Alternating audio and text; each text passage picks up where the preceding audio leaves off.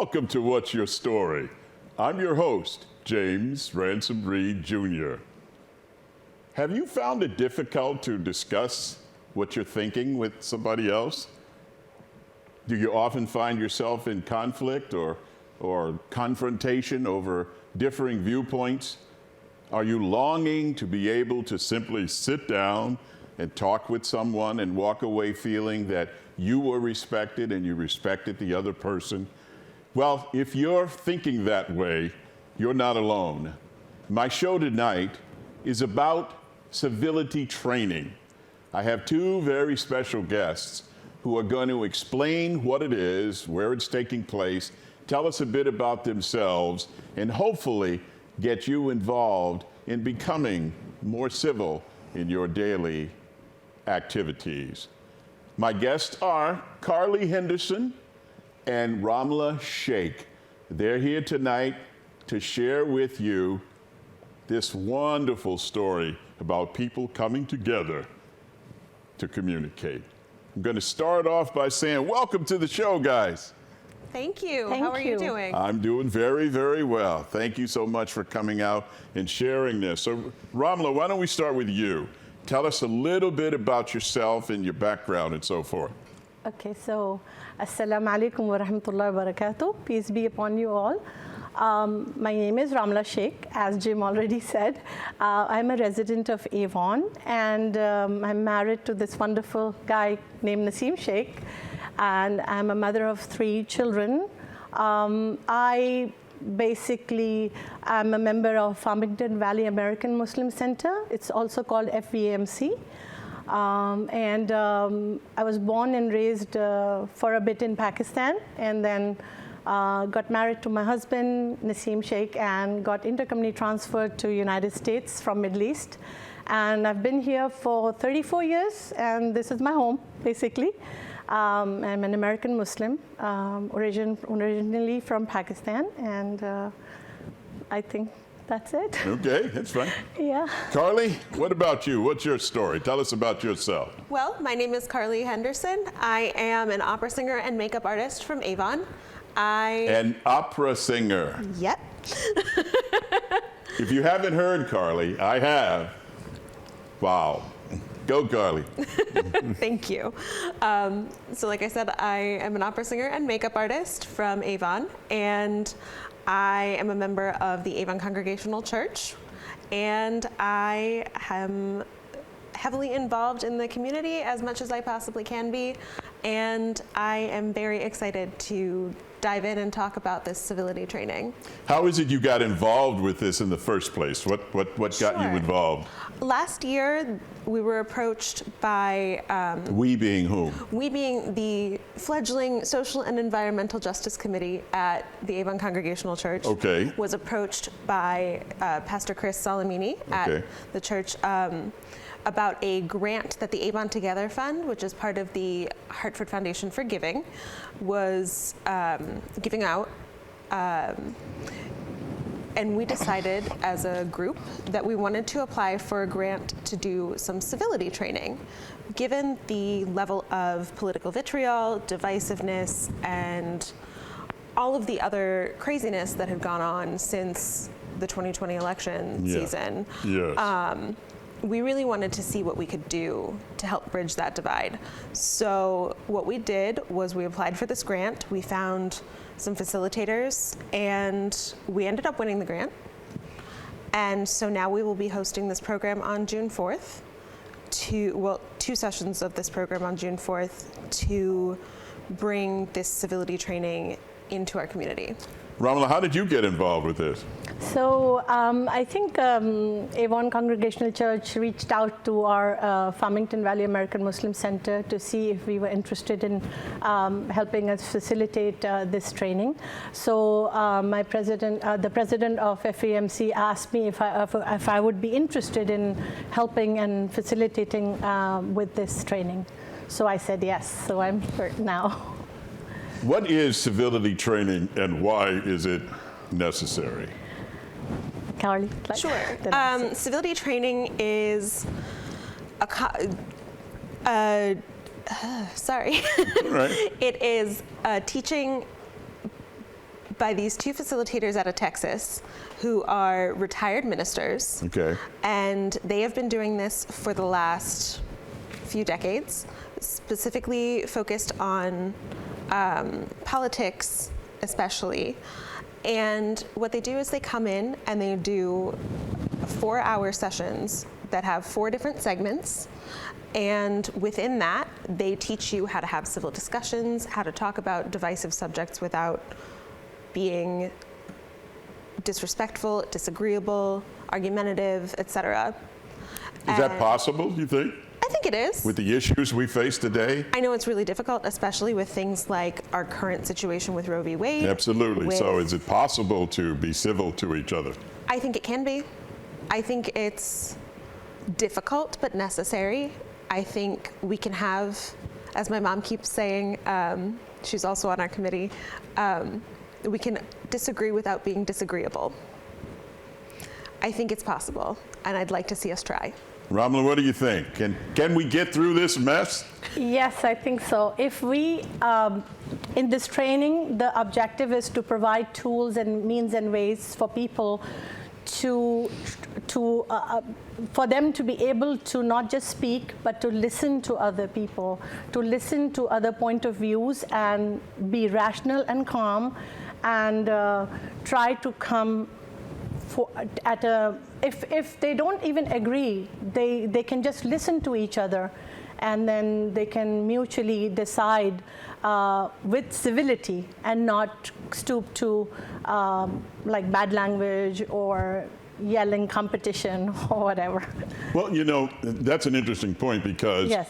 not every conversation ends in agreement. Yes. I mean, you don't agree Right. on everything all the time. Yes. But that shouldn't be the determining factor in how you relate to one another. Yes. Would you agree with that? Absolutely, I think so. And it's very important for our relationships, in order for us to build good relationships, that we, not in just political, but in every aspect of our life, even between husband and wife, I feel like you have to have that respect and civility to listen to each other, instead of, if you have a different point of view, instead of becoming angry and stooping to calling names or you know, just Personal showing attacks. your personal attacks and anger. So civility goes a long way, not just in politics. It goes in your personal life, with your children, with your friends, with your neighbors. You know, you can. There is a way of keeping yourself calm and trying to communicate your point of view across to the other person, without losing your temper, without stooping to lower level, you know. Without losing yourself. Without losing yourself. Yeah, Yes. Carly, I think you're right. You know, the movie that most impacted me and still does is Gandhi. Oh, yeah. When Ben Kingsley Yeah. played that role of Gandhi so So calm. fabulously well, and the way that Gandhi went about trying to communicate Yeah. with his adversaries. And I think the key factor there is he didn't see them as enemies. No. He saw them as adversaries who had a different perspective.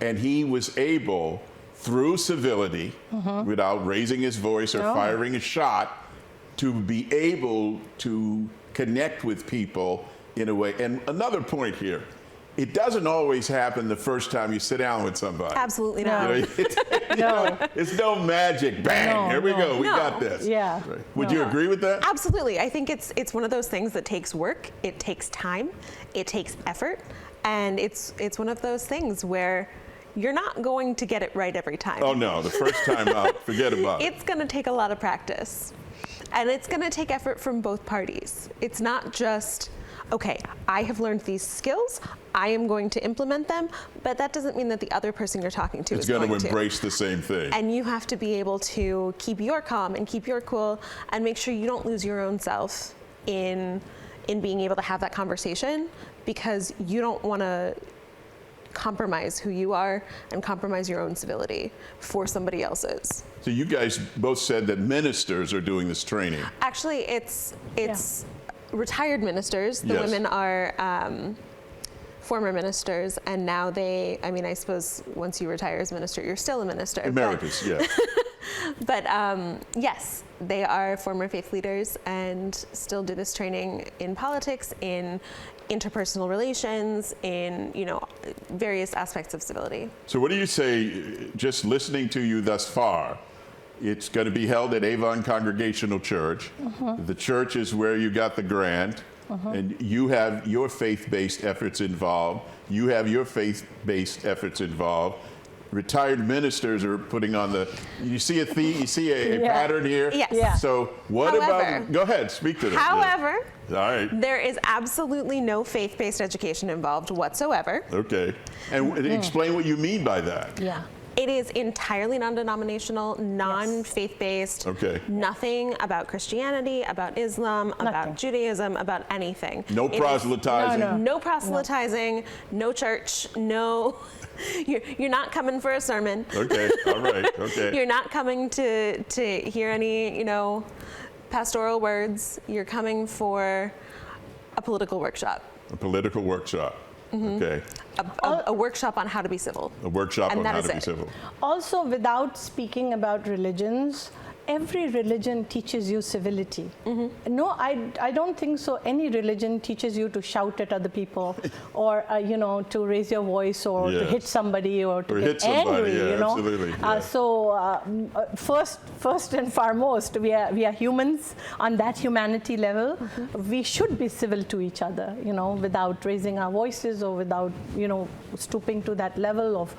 Sometimes I have seen in dinner parties people actually getting up and hitting each other. That was awful at times, and it's sad. Why would you come to that level of, if somebody disagrees with you, you have to use bad words, or stoop to Physical. being so much angry that you're physical with somebody. I don't know. That is, you have to have anger management, I think, there too, in there. So I think we're really trying to prevent people from being at that level. Yeah, and we have seen in the the last elections how it was like how Everywhere from- how everybody was using these really bad words, and it was like shocking to me. Even Since during- I've been in the United States for 34 years, and when there were debates between the candidates, I would see like sometimes they tried to look for something bad. They would try to dig out some dirt on the other candidate and stuff like that, but not on this broad level of just Screaming this language and screaming and yelling and putting each other down. Where are we going to as a nation? How are we looking? How we look at, how is the world looking at us? Yeah. We are supposed to be United States. Everybody looks up to United States, and we are supposed to be the holding of the highest manners and all that. Where are our manners? We are losing them. We have to come back to our core manners and We've got to get back to civility. basics. Yes. Have to get back. We've got to get back to Yes. basics. Yes. Thank you. I appreciate that. Could you please do this? Yes. Talking to people. Yes. Look, what's the old saying? Sticks and stones may break my bones, Yeah. but words can never hurt That's me. a lie. That's not true. That's not a true. Sticks and lie. stones will break your bones, but words will puncture your heart. Absolutely. Your bones come on, can let's heal. be real here. Absolutely. Your bones can heal. Yeah. Yeah. Words hurt far more. Far more, Far and more. the scars are not visible. Absolutely. Yeah, I so- agree with you, Jim. 100%. Yep. Now, what do you hope to accomplish with this? What do you? So I wrote a few thoughts down. Okay. So treating each other with respect is a basic human value to form positive relationships. Without respect, it's challenging to engage with others with a different point of view than your own.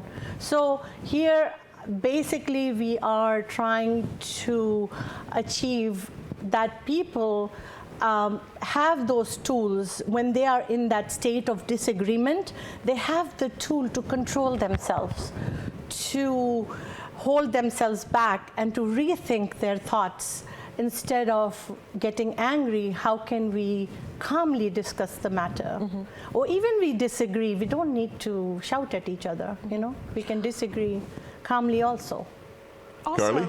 Yes. Initially, when we started talking about this event, Yes. we wanted to bring this into our small community of Avon, and knowing that it only holds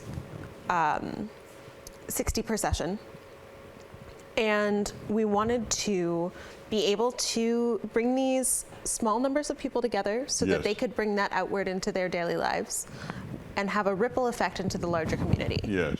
So that not just our small community of the Avon Congregational Church, Farmington Valley American Muslim Center, and the Avon Free Public Library, who are hosting the event, could use these skills, but the community at large, the surrounding areas, and as those people who have taken the training go out into the world and interact with people and utilize these skills and tools, they can bring them out into the wider community and create a ripple effect so that we all can start to learn not to lose our heads. What's the age group you hope to attract to these? Sure, it's 18 plus. 18 plus. Yeah. You don't find a lack of civility in 18 and below? Or? We do, but they also have, the group also has a high school Component. Training, but the one that we are specifically doing is their adult one. We felt that it would have more impact in the community. How much does culture play a role in all of this? In what sense? In the sense of how we relate to each other.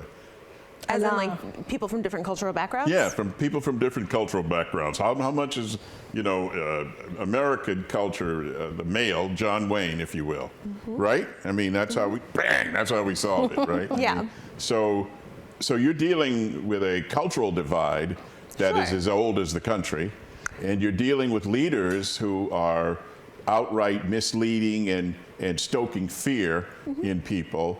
But I believe that the individual or the spirit that you follow is capable of helping you handle that. Is that possible? Agreed. Agreed. I think we absolutely have a number of cultural divides in the country. I think we have a number of cultural differences that don't necessarily divide us, but make us stronger as a country. Yes. But I think a lot of those have been exploited over the last few years, all the way back to the 2016 election cycle. Yes. I think the cultural change in the country. The cultural change, that's a good way to put it, I think that change has been an exploitation of differences to divide us from where we started and divide us from this liberty and justice for all part of our Constitution.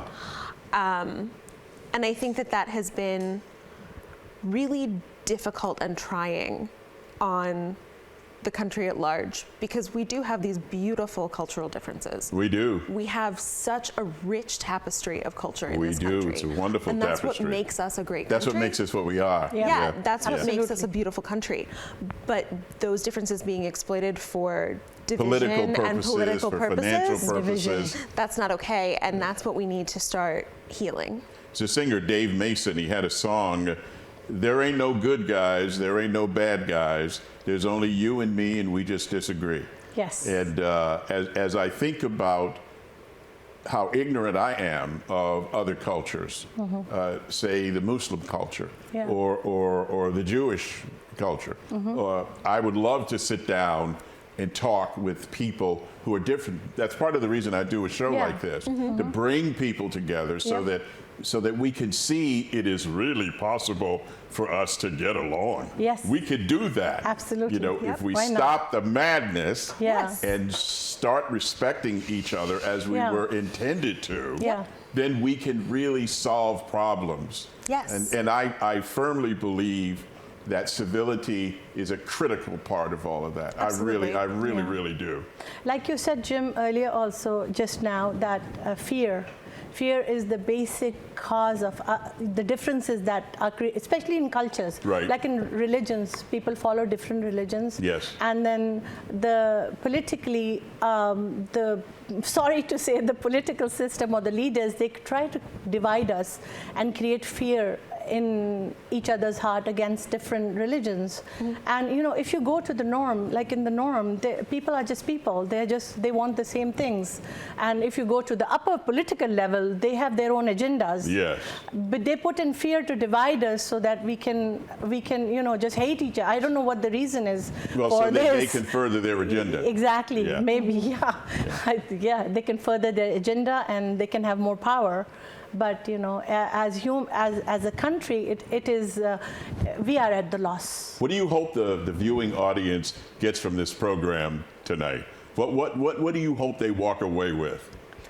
I want them to walk away with a sense that healing is possible. Healing is possible.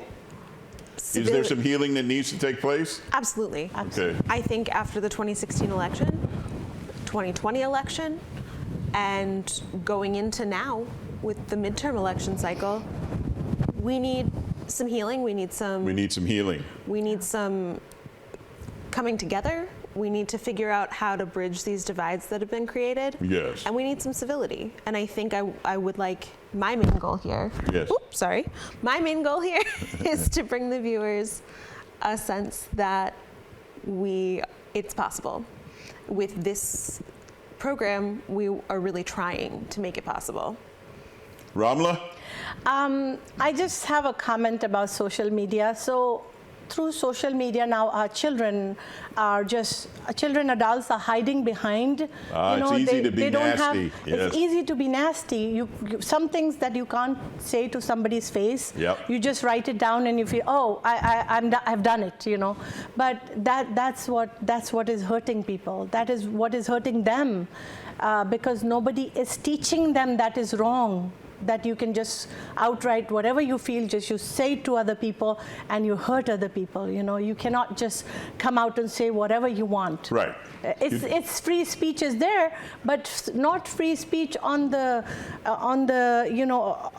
expense of other people. Exactly. You cannot have free speech where you're hurting constantly other people. Yes, it's important to remember that no right is absolute. Yeah. And that every right that you have can be and should be limited. Yes. I often run into people who tell me, well, I'm just being me, Yeah. I'm just telling it like it is. Yeah, like it is. Well, that's wonderful, but you're hurting somebody else. Yeah, for no reason. And for no reason Yeah. other than the fact that you feel emboldened to do so. Yeah. So I just wonder about that. So where is this event and when is this event taking place? Sure.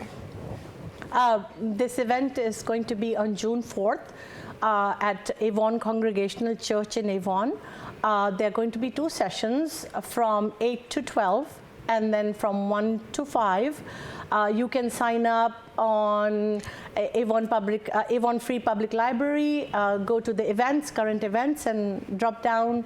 You can sign up for either sessions. You can do the first session from 8 to 12 or 1 to 5. And it's free. And it's free. And it's free.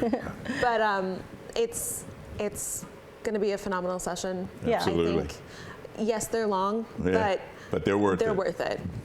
Well, that's all the time we have for tonight's show. I sincerely hope that you will become more civil in your daily actions, whether you attend this marvelous training or not. I want to thank my guests, Ramla Shaikh and Carly Henderson, for coming here tonight and sharing with you. Everybody has a story. What's yours? Until next time, I'm James Ransom Reed, Jr. Good night.